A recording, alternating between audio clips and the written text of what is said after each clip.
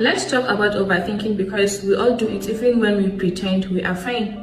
You know that moment when you replay one small thing over and over in your head? Or when someone says, "we need to talk," and all of a sudden your mind creates 50 different problems that don't exist? And yes, that is overthinking. It makes you tired, it makes you nervous, and it makes you create stories that were not even real. And the sad part is, most of the things you are stressing about are not even real. They will not happen. They are just stuck in your head. So breathe and relax your mind. Not everything needs a conclusion. Not every silence is a problem. And not every delay is a rejection. Whenever your mind starts creating negative scenarios, shift your attention to what's actually in front of you. Because most of the battles you are fighting are only happening in your thoughts. You deserve a mind that rests, and you also deserve peace.